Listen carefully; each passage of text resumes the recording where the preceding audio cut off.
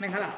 Después de haber visto el vídeo en el que se os explican cuáles son las características fundamentales del romanticismo, voy a repasar algunas de ellas, pero ya vais a ver que os van a sonar prácticamente todas.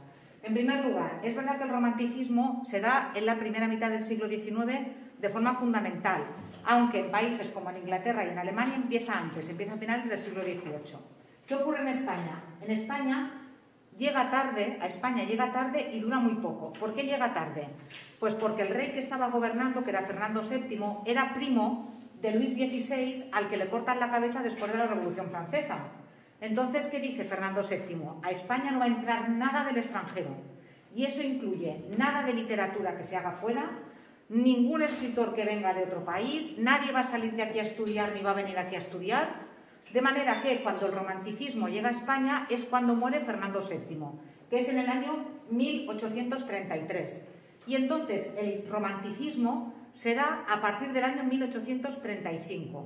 Y va a durar muy poco, va a durar solamente hasta 1850. ¿Por qué va a durar hasta 1850? Porque ya en otros países de Europa ya empieza a haber obras realistas. Y de hecho la primera obra prerrealista que se escribe en España se considera que es del año 1849. Por tanto, aunque yo diga que el romanticismo dura o se da en la primera mitad del siglo XIX, en realidad dura menos que eso. ¿Qué pasa? Que como dura tan poco, es como todo acelerado, y cuando pasa después una década o 15 años más o menos, vuelve a resurgir en forma de lo que se llamará después el posromanticismo, que ya va a ser un romanticismo más tranquilo y un romanticismo más sentimental y un romanticismo que tiene más que ver con la idea que nosotros tenemos hoy en día de romanticismo. Pero repito, el romanticismo llega a España tarde y llega a España tarde por razones políticas, pero sí que es verdad que el romanticismo en España es son como fuegos artificiales.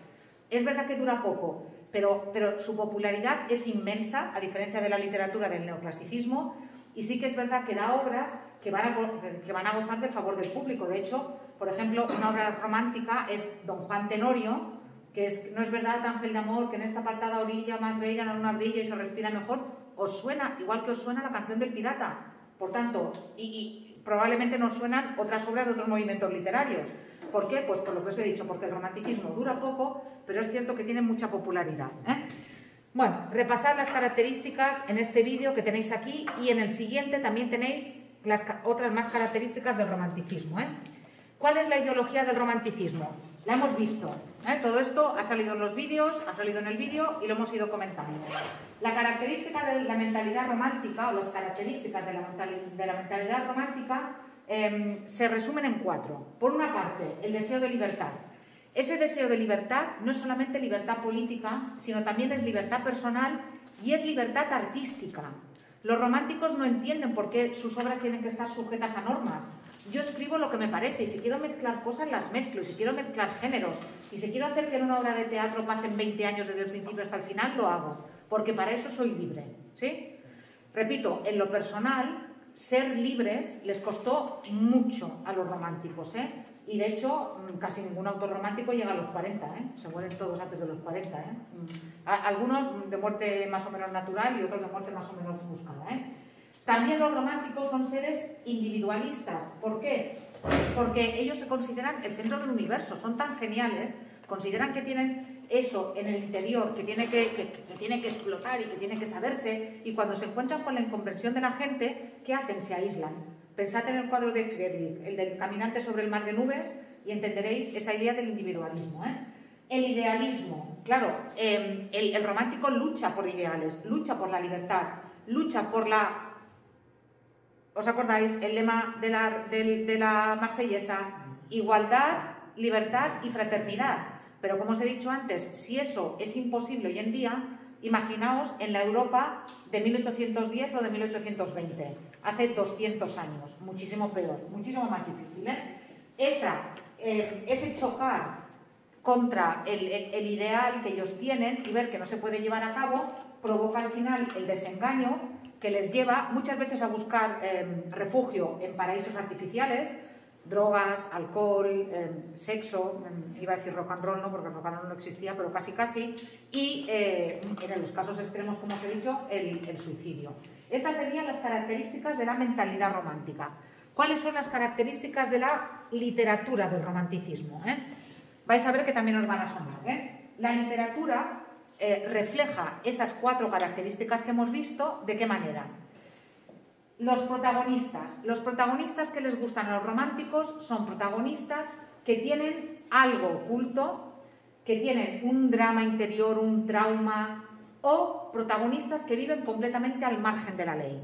El pirata, el reo de muerte, el verdugo, el mendigo. Me diréis, ¿y un mendigo romántico? Sí. En el poema de Espronceda sí, porque él dice, tú te preocupas por pagar las facturas, yo me preocupo por estar aquí al sol, porque me den dinero y seguro que como. Y eres tú el que estás sometido a la sociedad, mientras que yo soy libre. Por tanto, ese tipo de protagonistas son protagonistas netamente románticos. ¿Qué más les gusta a los románticos? Como hemos visto antes, mezclar diferentes formas métricas. Eso es lo que se llama polimetría.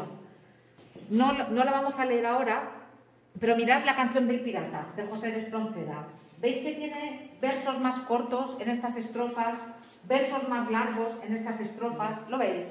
Esto es lo que se llama la polimetría. El poeta utiliza los versos que le convienen y los va mezclando, versos más cortos y versos más largos.